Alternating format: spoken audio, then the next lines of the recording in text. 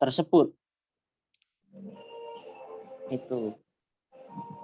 Kemudian yang ketiga mengenai ruang lingkup, akibat-akibat yang lahir dari perbuatan atau penggunaan kewenangan pemerintahan itu.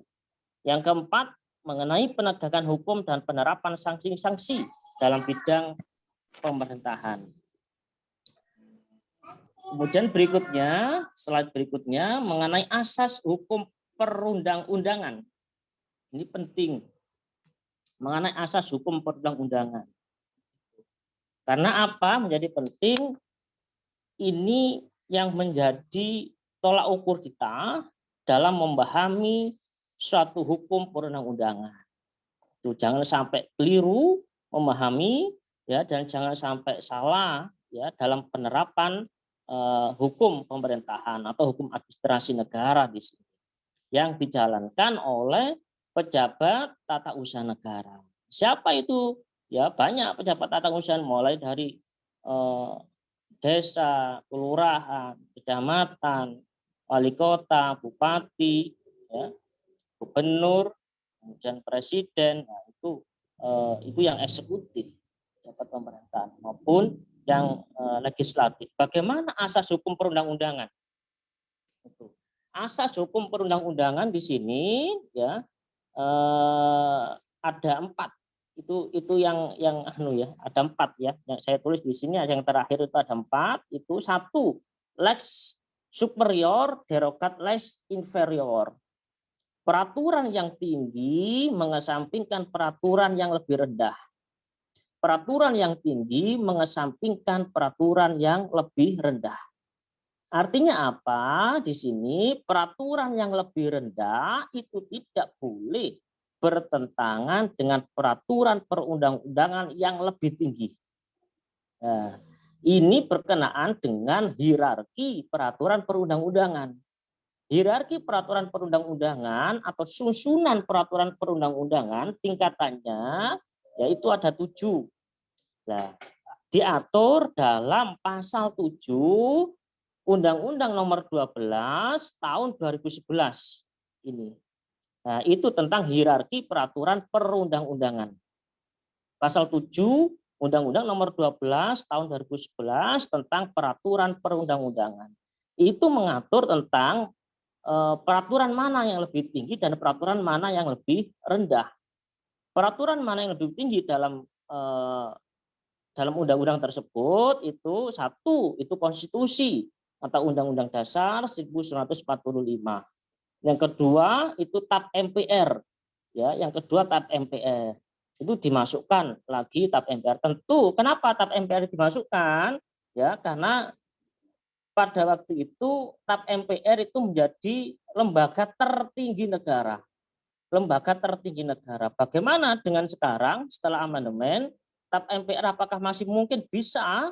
Ya, tentu tidak bisa. Karena apa? TAP MPR itu bukan lagi lembaga tertinggi negara, tetapi masuk kepada lembaga tinggi negara. Itu sama dengan presiden, dengan Mahkamah Agung, dengan Mahkamah Konstitusi, itu sama, kedudukannya sama dengan lembaga tinggi negara, bukan lembaga tertinggi negara.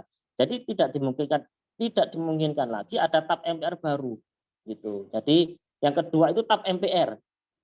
Ya, yang kedua TAP MPR, Undang-Undang Dasar, yang pertama konstitusi atau Undang-Undang Dasar, yang kedua TAP MPR, yang ketiga itu undang-undang atau peraturan pengganti undang-undang atau PRP, yang ketiga, yang keempat itu adalah peraturan pemerintah.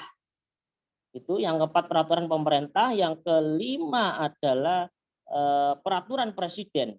Yang keenam adalah peraturan daerah tingkat provinsi.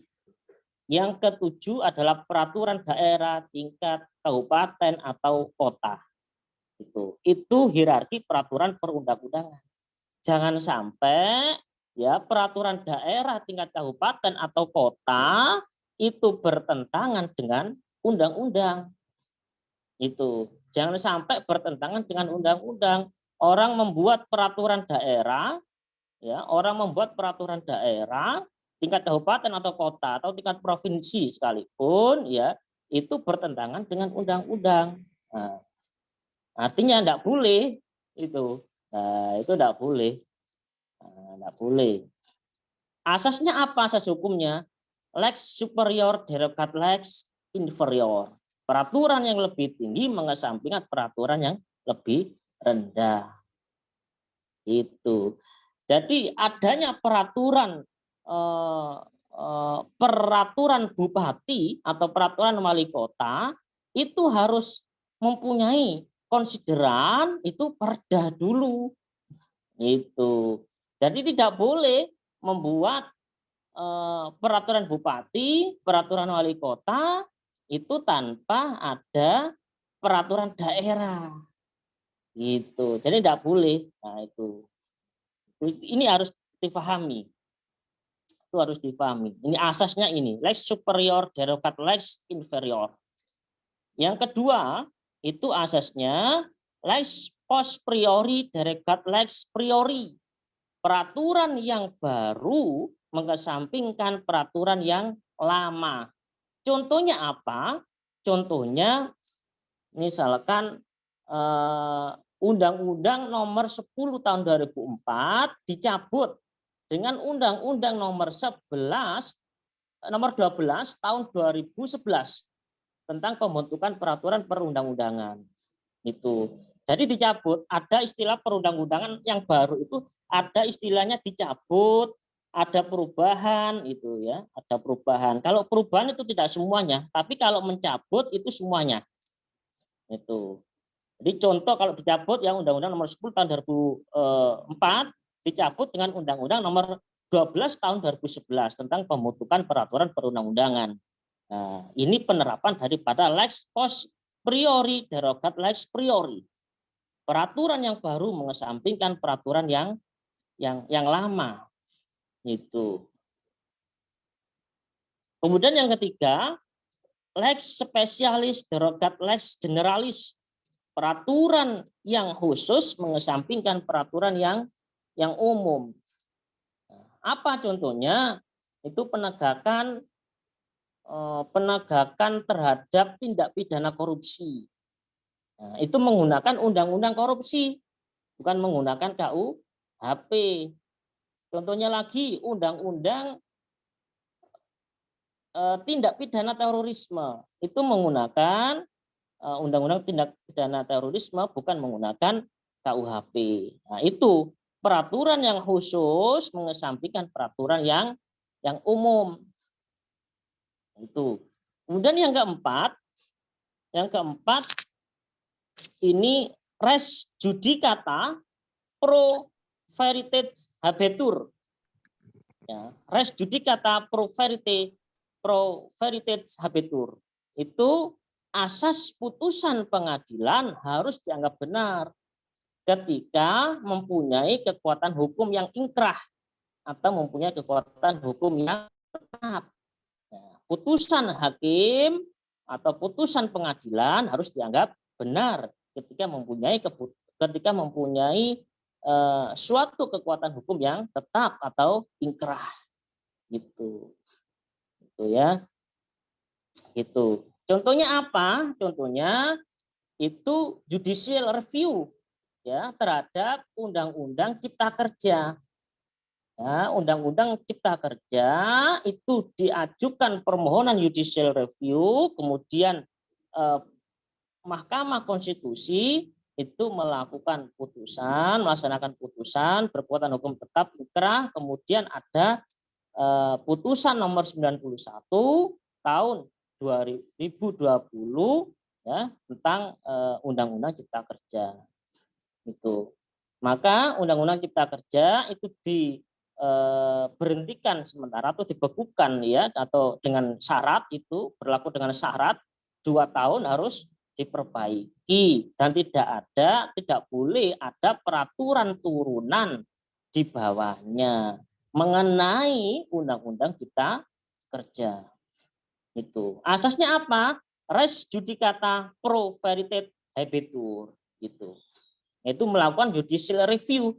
Di Indonesia itu baru ada judicial review.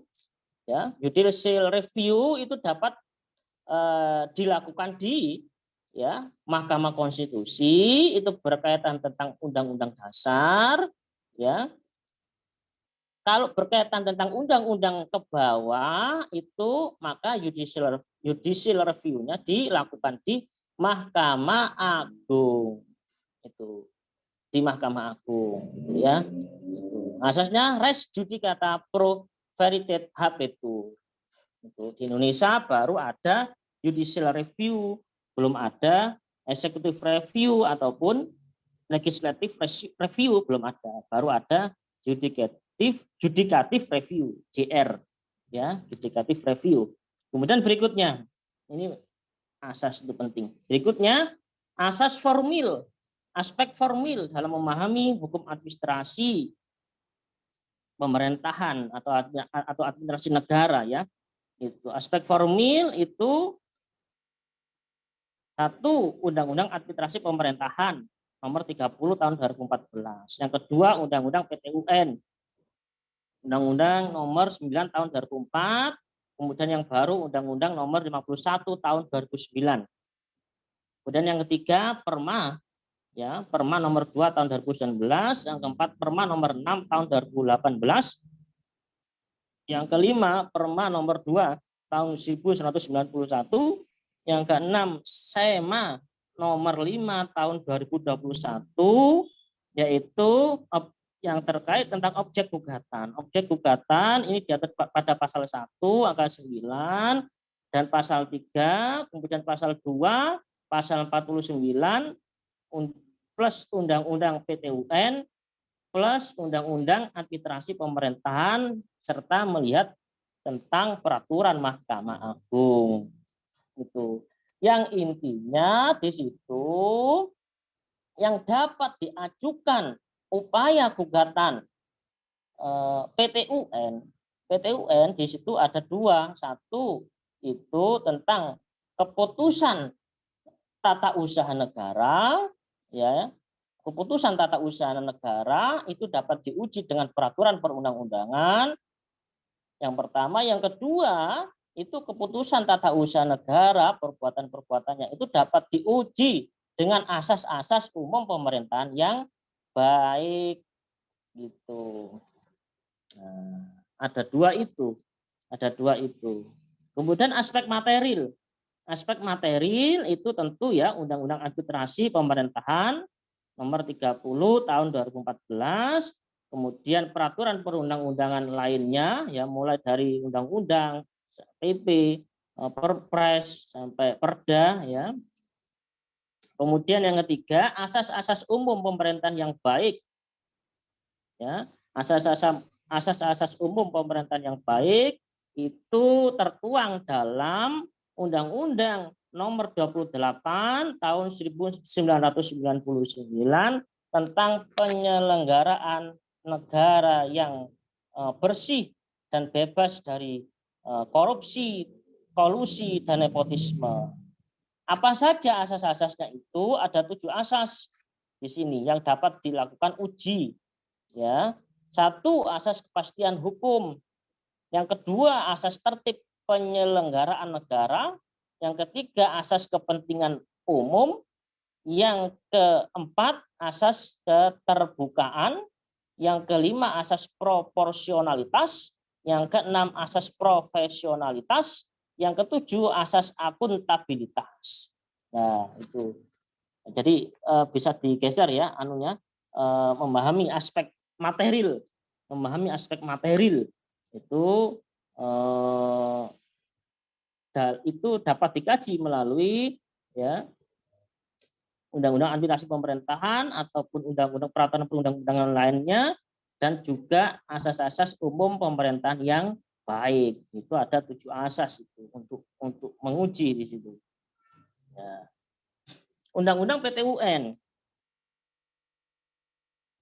Penetapan tertulis yang dikeluarkan oleh badan atau pejabat tata usaha negara yang berisi tindakan hukum tata usaha negara yang berdasarkan peraturan perundang-undangan yang berlaku yang bersifat konkret, individual, dan final yang menimbulkan akibat hukum bagi seseorang atau badan hukum perdata.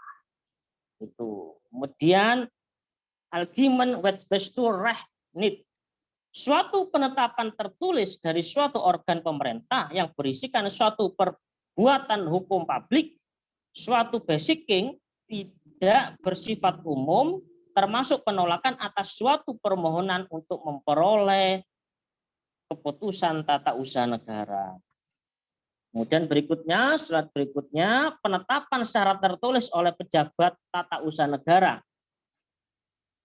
Penetapan secara tertulis itu berdasarkan penjelasan pasal 1 ayat 3 Undang-Undang PT-UN, penetapan tertulis menunjuk kepada isi dan bukan kepada bentuk keputusan yang dikeluarkan oleh badan atau pejabat tata usaha negara yang dipersyaratkan tertulis, bukan bentuk formatnya, ditujukan untuk kepentingan pembuktian, yaitu isinya, substansinya. Itu ada substansinya. Kemudian badan atau pejabat mana yang mengeluarkannya, maksud serta mengenai hal apa isi tulisan itu, kepada siapa tulisan itu ditujukan, dan apa yang ditetapkan di dalamnya. Itu. Jadi ada keputusan yang tertulis, itu yang mengenai substansinya tentang apa di situ, ya, bukan formatnya tapi isinya tentang apa, berkaitan tentang apa di situ, tentang pejabat TUN untuk mengeluarkan keputusan itu. Kemudian pengecualian penetapan tertulis itu ada fiktif negatif, ada fiktif positif. Fiktif negatif berkaitan tentang apabila badan atau pejabat TUN tidak mengeluarkan keputusan, sedangkan hal itu menjadi kewajibannya, maka hal tersebut disamakan dengan keputusan tata usaha negara. Apabila pejabat TUN ya mulai dari tingkat desa, kelurahan, kemudian kecamatan, bupati, wali kota, gubernur, kementerian atau sampai presiden, apabila tidak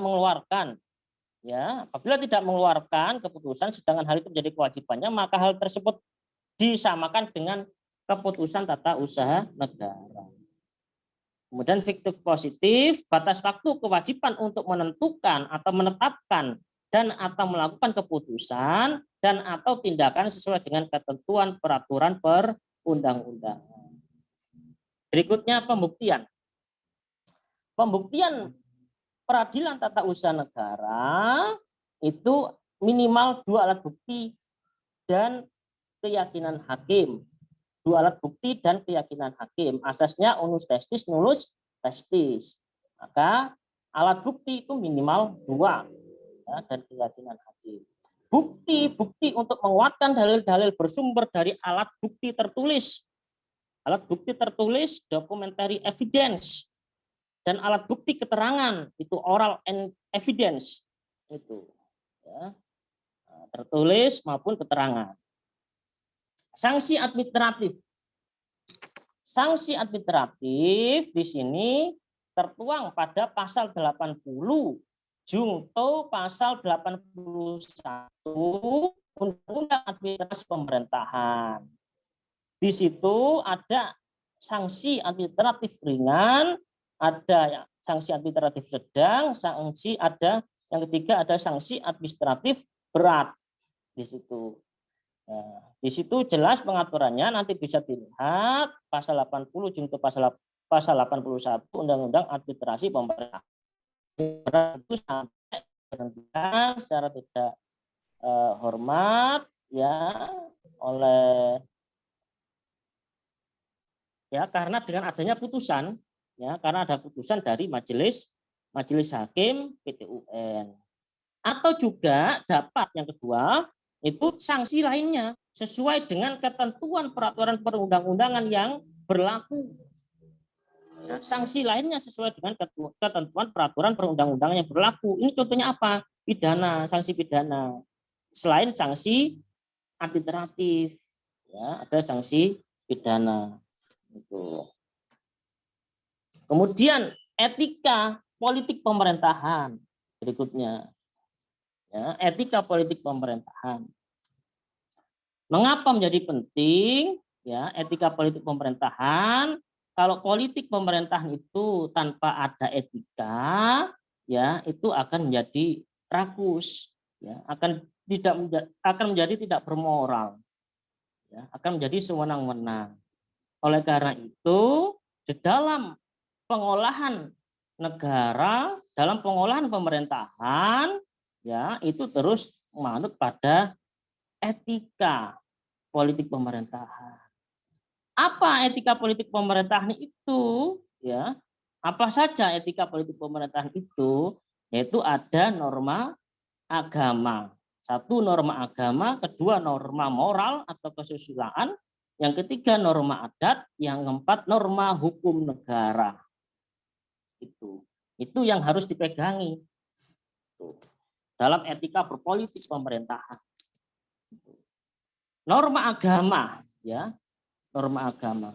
Norma agama kalau dalam Islam itu yang harus jadikan prinsip, ya, sumber-sumber hukum Islam, yaitu sumber-sumber hukum Islam, ada Al-Quran, ada hadis, ada ijma atau konsensus, ya, kemudian ada qiyas. Itu kalau dalam Islam.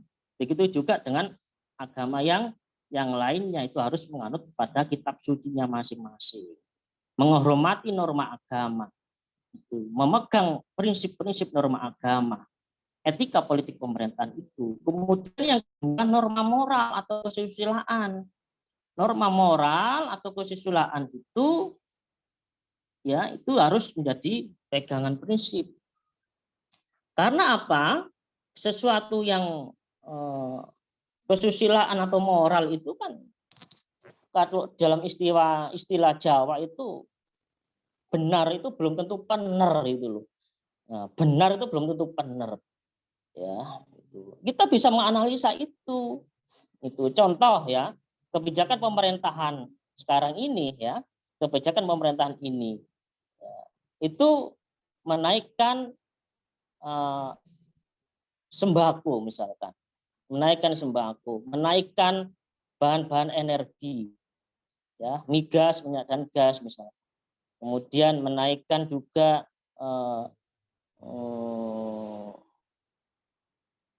dan isu-isu yang lain, ya, isu-isu yang lain, BBM misalkan, Pertamax naik misalkan. Nah, ini mungkin benar dalam kalkulasi itu, tapi kurang benar gitu loh. Nah, benar tapi kurang benar itu. Nah, itu ada, ini norma-norma kesusilaan.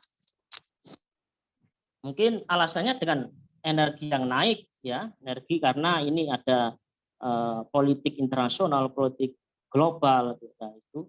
Nah, bagaimana etika politik pemerintahan itu, ya, bisa diterima oleh masyarakat.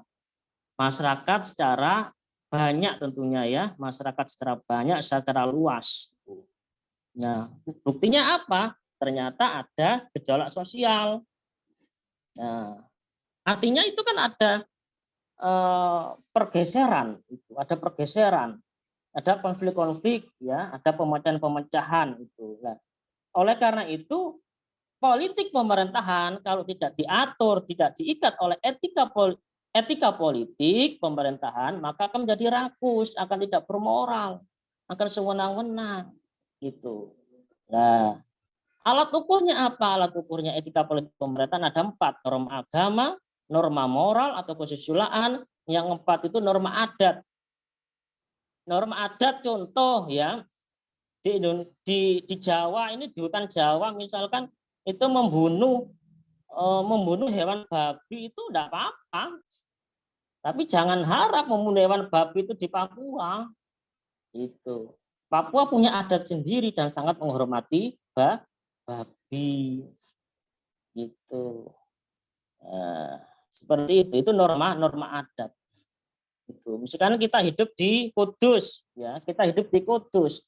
Di Kudus itu sangat menghormati sampai sekarang itu terhadap sapi, ya. Maka kurban itu, hewan kurban itu tidak boleh sapi. Nah, maka yang boleh adalah kerbau. Yang sama dengan sapi adalah kerbau.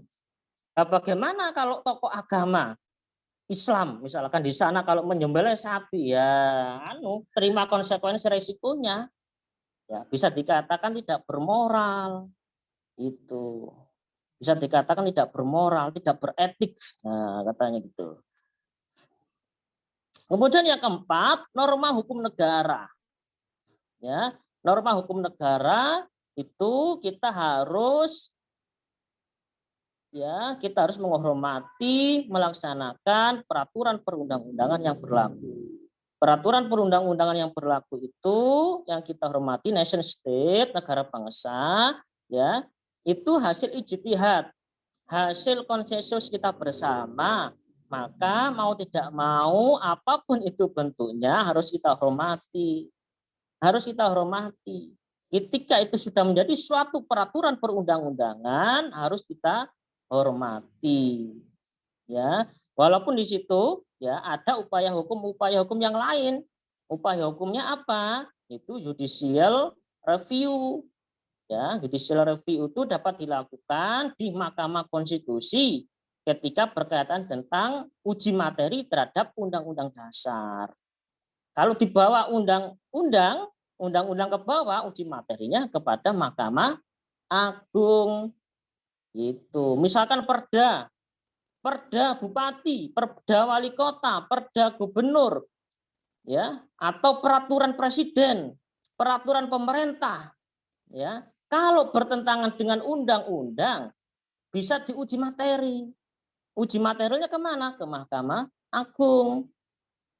Itu. Nah, gitu ya, sesuai dengan pasal 7 Undang-Undang Nomor 12 Tahun 2011 tentang pembentukan peraturan perundang-undangan. Di situ ada hierarki peraturan perundang-undangan. Di situ. Itu ya. Kemudian interpretasi Al-Qur'an surat Ali Imran ayat 110. Nah, ini saya utarakan tentang teori politik profetik. Teori politik profetik itu ya mengutarakan tentang interpretasi dari surat Ali Imran ayat 110. Kuntum khaira ummatin ukhrijat linnasi ta'muruna bil ma'ruf wa tanhauna 'anil munkar wa tu'minuna billah. Nah, di situ yaitu perintah terhadap amar ma'ruf yang pertama, yang kedua itu nahi mungkar, mencegah kemungkaran. Yang ketiga itu wa tu'minuna billah, itu wa tu'minuna billah, dan beriman kepada Allah. Itu nilai-nilai transendensi. Itu amar ma'ruf nahi mungkar di sini itu politik profetik ini ya. Di sini itu mengutarakan tentang nilai-nilai humanisasi. Nilai-nilai humanisasi itu memanusiakan manusia. Ya, memanusiakan manusia. Jadi manusia itu merasa nyaman, manusia itu merasa tidak adanya agresivitas kolektif. Tidak ada agresivitas kolektif ya. Merasa nyaman, merasa dilindungi, merasa dimanusiakan, itu amar ma'ruf, perintah untuk berbuat baik. Itu. Nah, nahi mungkar itu mempunyai makna liberasi, membebaskan manusia dari jerat-jerat kemahdorotan. Apa itu ya? Ya, baik itu yang bersifat itu jerat-jerat, misalkan kemahdorotan itu misalkan angka kemiskinan, ya, angka kemiskinan, kemudian membebaskan manusia dari kebodohan dengan apa? Dengan pendidikan, ya, itu. Ya, itu tentang mengenai teori politik profetik, ya. Nahi mungkar itu mempunyai makna liberasi. Kemudian tu'minuna billah, tu'minuna billah itu mempunyai nilai-nilai transendensi.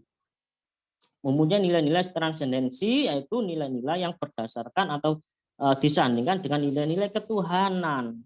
Itu nilai-nilai ketuhanan. Apa itu politik profetik?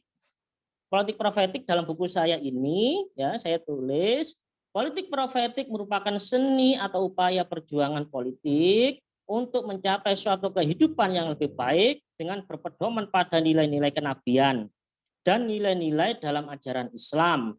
Dalam politik profetik mempunyai 3 pilar utama untuk memahami makna profetik.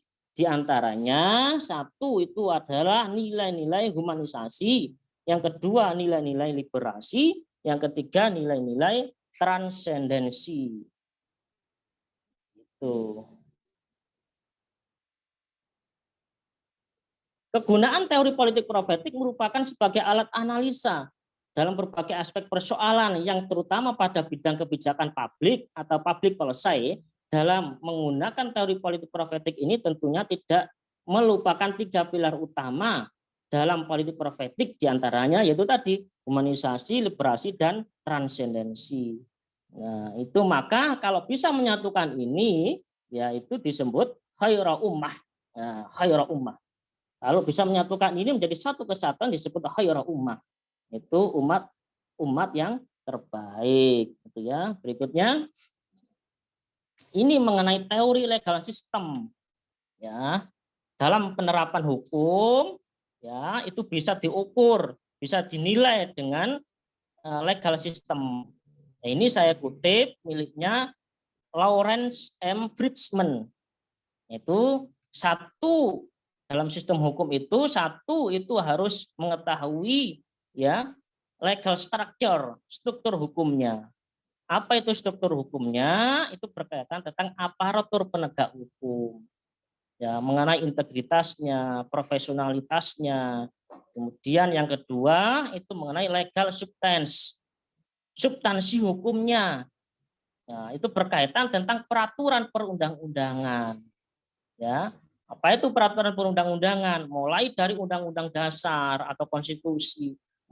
Yang kedua TAP MPR, yang ketiga itu undang-undang atau peraturan perundang-undangan, peraturan pemerintah pengganti undang-undang atau PRP.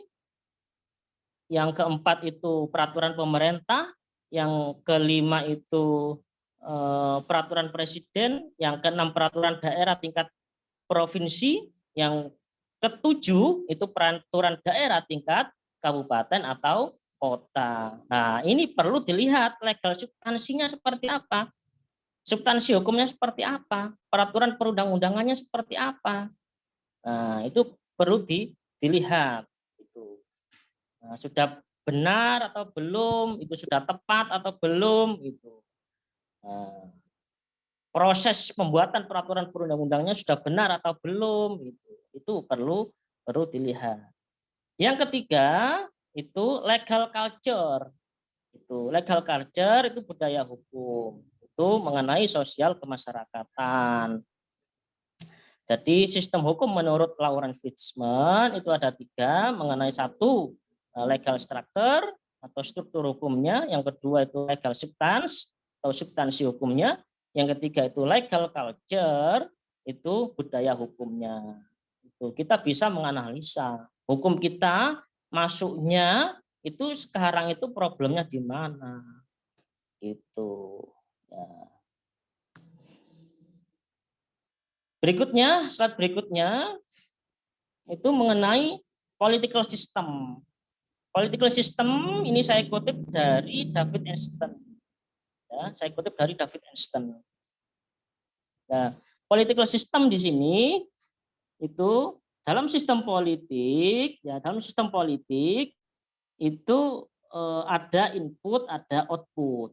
Ada input, ada output. Tentu dalam input, ya, dalam input itu tentu ada sistem ekologi, ada sistem biologi, ada sistem psikologi, ada sistem sosial, ada sistem politik internasional, ada sistem ekologi internasional, ada sistem sosial internasional. Ya, itu masuk pada lingkungan intranasional atau masuk pada lingkungan ekstra nasional. Itu dapat diklarifikasikan. Dari situ itu kemudian ada permintaan atau dukungan. Ada permintaan atau dukungan dalam sistem input, dalam proses input ini kemudian masuk pada political system atau sistem, ya, sistem politik, yaitu adanya konversi atau permintaan sehingga menjadi output. Jadi output tentu menjadi output ini siapa yang berwenang, itu ya pejabat yang berwenang, pejabat tata usaha yang berwenang, itu. Atau pejabat legislatif yang berwenang, gitu. Nah, itu ada output.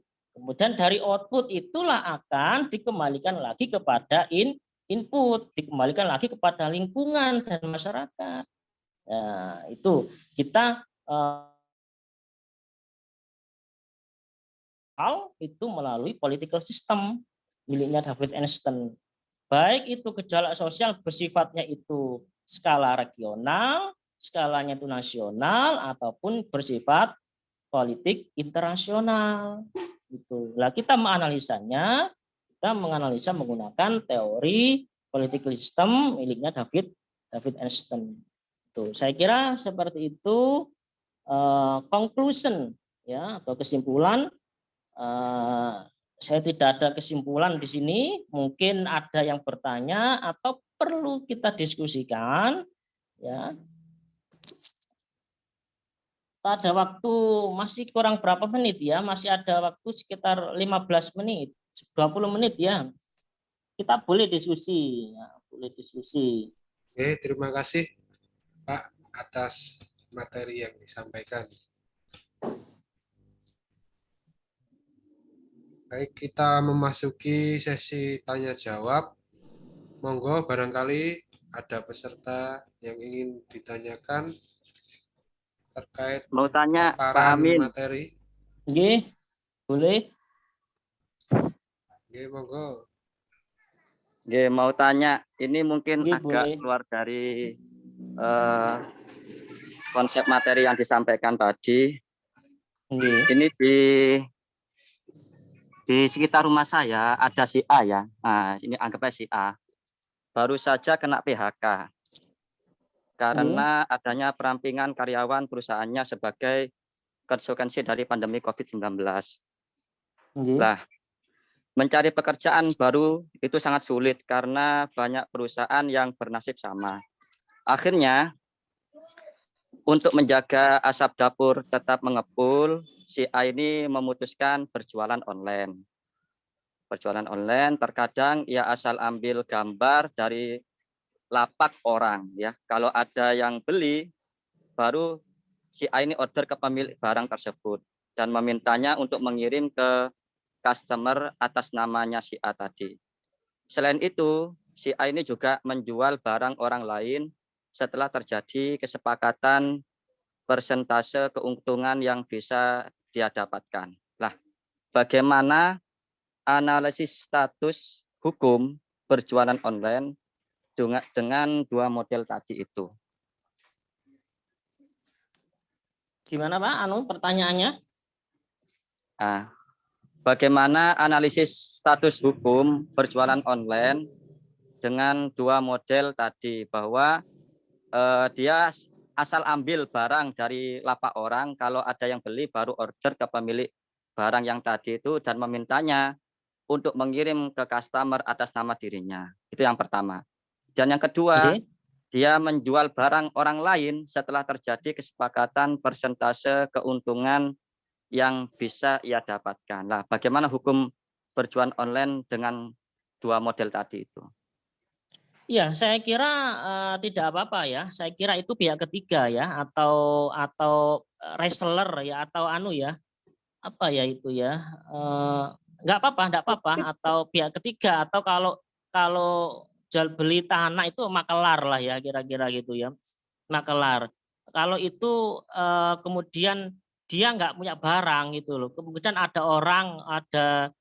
orang beli ya, konsumen beli, kemudian dia pesan ya, dipesankan ke orangnya lagi, kemudian dijual lagi ke situ kan, gitu kan maksudnya, ya kan, ya pihak ketiga gitu loh.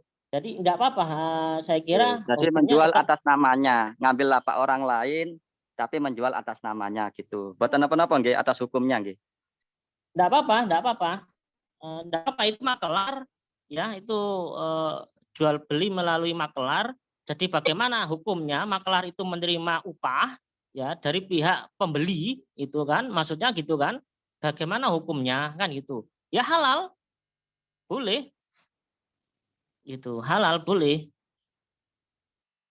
Nggih, matur nuwun Pak Amin. Itu nggih. Boleh Pak, itu makelar enggak apa-apa. Itu banyak Pak seperti itu. Jadi enggak punya produk banyak, tetapi kemudian dia usaha online, dagang online melalui WA ya, melalui apa misalkan, kemudian barangnya itu masih ada di toko, ternyata barangnya didagangkan itu dipasarkan itu masih ada di toko. Kemudian ada orang beli. Nah, ada orang beli kemudian diambilkan di tokonya, tokonya itu kemudian dijual lagi kepada pembeli itu. Jadi banyak Pak seperti itu, jadi nggak apa-apa itu, bagaimana hukumnya ya halal saya kira. Boleh dan halal. Itu. Ya. Terus ada lagi, enggak apa-apa Pak Abdul Masud, enggak apa-apa, usaha seperti itu halal Pak, enggak apa-apa. Karena apa sih kalau menjadi pengusaha besar kan enggak mungkin juga ya kamu punya modal yang besar juga gitu loh. Gitu. Enggak apa-apa, apa hukumnya maklar ya halal, boleh enggak apa-apa. Gitu. Ya alhamdulillah, matur nuwun Pak Amin. Siap. Nggih, sami-sami nggih. Oke, terima kasih. Monggo. Nggih. Siapa lagi yang ingin bertanya? Nggih, siapa yang ingin diskusi lah kira-kira gitu. Saya mau bertanya, Pak. Nggih, boleh. Soalnya kula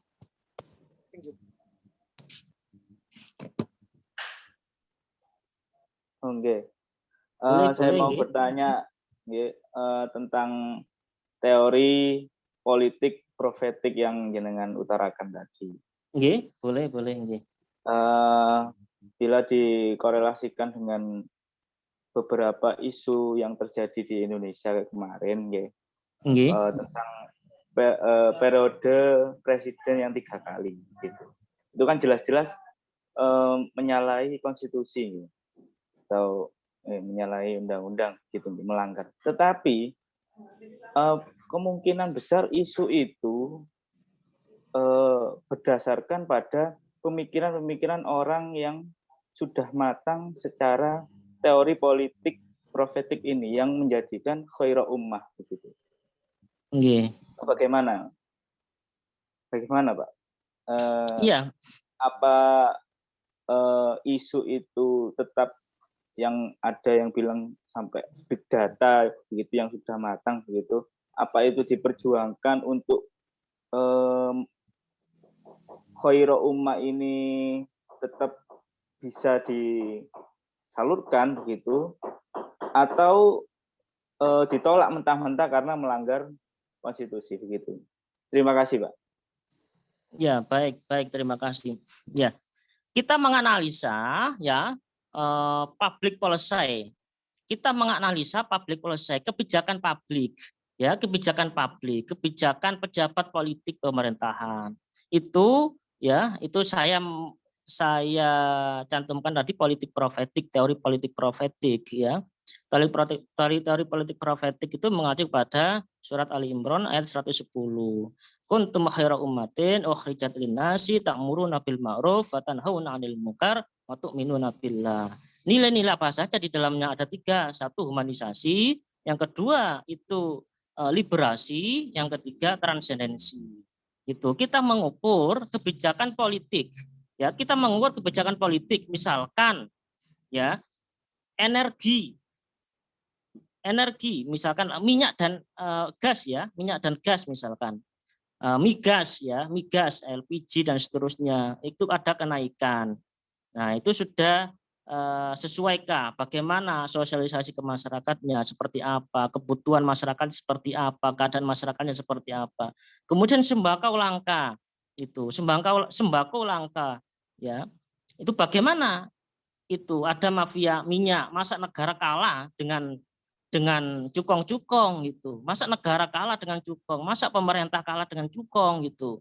Lah, padahal menterinya itu sudah dipanggil berkali-kali ke DPR. Lah, tugasnya sebagai orang riset peneliti itu ya menerapkan teori itu, bagaimana kebijakan politik itu diamati dengan pendekatan teori politik profetik ataupun politik sistem politik David Einstein ya, atau kalau hukum diamati melalui teori sistem hukum Lawrence Friedman itu. Lah, tugas seorang peneliti itu menganalisa apa datanya, apa saja yang ada di datanya itu. Misalkan pemerintah betul menaikkan sembako. Betul, sekarang sembako langka. Ya.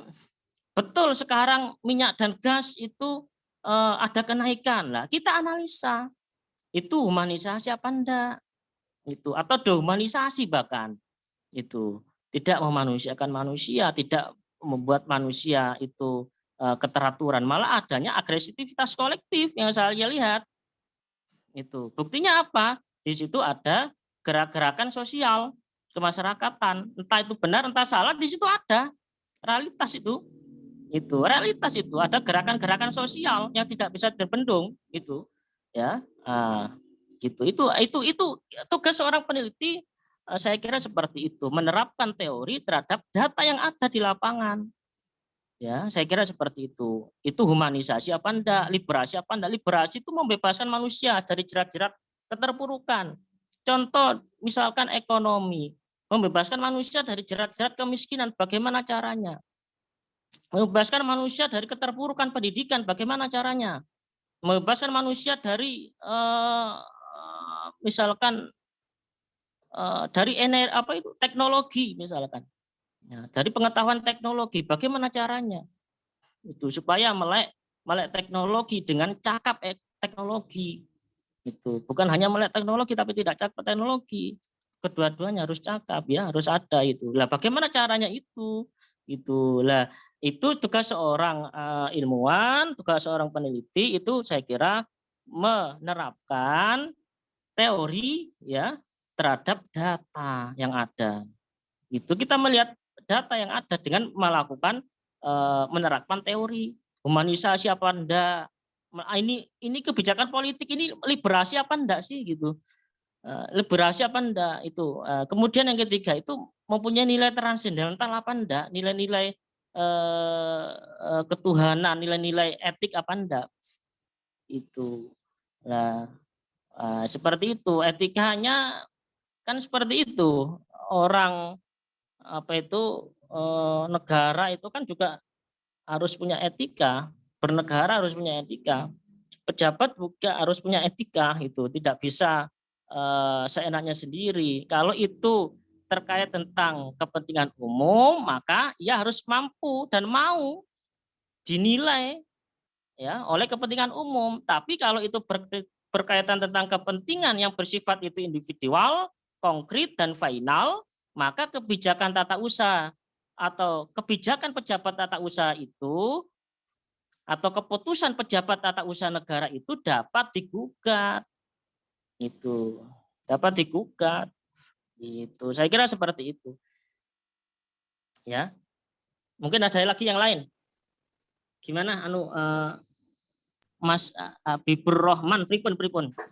Tanggapan lagi atau gimana? Alhamdulillah cukup. Nggih. Alhamdulillah. Semoga semakin semakin mencari dan membaca, ya, bagaimana itu teorinya dan bagaimana itu keadaan data sekarang itu dianalisa. Ya. Kemudian ada lagi yang lain, mungkin Bulia ini, ya. Semangat kayaknya ini Bulia Istifhamah ini. Mantap, Pak Amin. Menarik sekali ya pembahasan, apalagi yang terakhir tadi mengenai 3 periode. Cuman karena memang di sini kan konteksnya kita sebagai akademisi, jadi saya suka dengan jawabannya Pak Amin, tidak sampai melebar kemana-mana. Bagus banget jawabannya, sangat objektif. Ya begitulah Bulia itu. Objektif, Ya, normatif. sebenarnya. Iya, gimana? Iya, kalau perihal 3 periode itu sebenarnya isu itu ada dari elit. Betul. Isu itu ada dari elit, bukan dari akar rumput. Tidak ada isu dari akar rumput. Iya, tapi dari yang jelas masyarakat kita tidak ada. Yang ada itu yang jelas, ya, itu awalnya itu dari elit, dari pusat, dari orang Jakarta lah kira-kira gitu. Iya. Dari orang tapi Jakarta. Yang jelas jawabannya Pak Amin ini netral, jadi itu yang paling penting. Jadi memang kalau kita bicara konteks hukum itu ya Pak Amin, dimanapun kita kan kadang kebebasan berpendapat kan harus dihati-hati ya, benar ya Pak Amin? Iya, betul. Iya, oke. Mantaplah penjelasannya. Mungkin ada lagi Bu Lia yang perlu kita diskusikan lagi. Apa ya, yang jelas ini semakin mempertajam bagaimana memang kita tuh harus apa ya, komunikatifnya itu benar-benar semakin bukan hanya komunikatifnya itu kita bagus, tapi memang kita harus selalu berhati-hati bahwasanya apa yang kita sampaikan itu bisa bersentuhan dengan hukum. Gitu. Jadi ketika Pak Amin tadi, saya suka dengan jawabannya Pak Amin karena saya lihat jawabannya Pak Amin ini jawaban cerdas, jawaban cerdas banget gitu loh, tidak jawaban aman lah.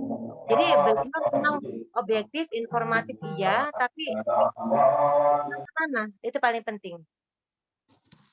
Iya. Saya Iya, kira Pak betul. Amin paham lah maksud saya. Iya, betul Bu Iya, Lia. betul. Maka harus berhati-hati Iya. ya, apalagi menjadi figur publik ya. Hmm. Ya, apalagi menjadi figur publik seperti Bu Lia Estifahma ini ya. Itu Aduh. saya kira dalam bertutur kata baik itu pada domain privat maupun publik itu harus berhati-hati, terutama di dalam domain-domain yang bersifatnya itu publik. Karena apa? Karena kita bermedia sosial cepat sekali itu berselancar, itu cepat sekali itu untuk informasi itu menyebar. 1 jam sudah menyebar itu cepat sekali, apalagi media-media itu banyak ya, ada media yang beneran, ada media yang semi-semi bodrek, ada media yang benar-benar provokatif itu. Memang harus hati-hati ya, harus hati-hati dalam bertutur kata, dalam menyampaikan pendapat, harus berhati-hati. Tapi kalau repot ini yang politisi ini ya. Politisi itu seringkali seperti itu, karena politisi itu kan kadang itu di A, kadang itu di B itu. Ucapannya itu kadang di A, kadang di B gitu. Jadi itu yang perlu hati-hati itu. Itu yang repot kan seperti itu. Kadang orang tidak politisi tapi jawabannya pun ngawur, kadang itu juga bahaya sekali, bisa dipermasalahkan itu, bisa dipermasalahkan dengan jawabannya itu. Saya kira seperti itu. Iya. Gitu, Betul sekali. Iya. Kalau sudah tidak ada pertanyaan nanti kita foto bersama ya Pak Amin, Mas Malik. Siap. Terima kasih kepada beliau Bapak Ahmad Miftahul Amin, SHI, MSOS yang telah memberikan materi yang sangat luar biasa dan sangat bermanfaat sekali bagi kita semua. Baik, tak terasa kita sudah berada di penghujung acara webinar Ramadan yang diselenggarakan oleh Stay Taruna Surabaya. Dan terima kasih kepada peserta yang telah mengikuti acara ini dengan antusias dan penuh semangat. Saya sebagai moderator mohon maaf jika ada kurang dan salahnya. Terima kasih. Akhirul kalam. Wassalamualaikum warahmatullahi wabarakatuh. Waalaikumsalam warahmatullahi Foto bersama, Dek. Bisa ini. Foto bersama. Bisa motong apa bisa Malik bisa nggak atau pakai laptop saya, Dek? Nggih. Pakai saya ta? Nggih, punyanya Bu Lia mawon. Punya Bu Lia mawon. Coba ya gini. Oke, kita hitung ya. Bismillah, 1, 2. Oke, tak coba. Oh, ada. Oh, 1 slide ya ini. Kayaknya sudah cukup deh sebentar. Saya pastikan ke grupnya webinar. Kayaknya sudah berhasil sih. Oke, sudah saya kirim, sudah berhasil. Sudah berhasil, Bu Lia. Sampun, saya kirim ke grup, sampun. Mantap, ya, Pak Amin. Terima kasih. Ya, terima kasih ya. Bu Lia, kok sama dasinya ini warna merah, Bu Lia. Iya. Mantap pokoknya warna merah. Padahal belum janjian tadi ya. Iya. sama Oke. merahnya. Iya, betul Pak Nggih. Amin. Keren Pak Amin. Ruangannya keren juga, banyak buku-buku hebat. Nggih, terima Heeh. kasih. Nggih. Kapan-kapan boleh mampir di sini, Bu Lia. Amin, Sering ke amin. Nggih. Kabupaten Malang gitu ya. Iya, insya Allah lain hari. Nggih pun, izin les dulu ya Pak Amin, Mas Malik dan Nggih, semuanya nggih. terima kasih Bu. nggih. Nggih, matur Nggih, nuwun. terima kasih. Nggih. Assalamualaikum warahmatullahi Nggih. wabarakatuh. Waalaikumsalam. Warahmatullahi wabarakatuh.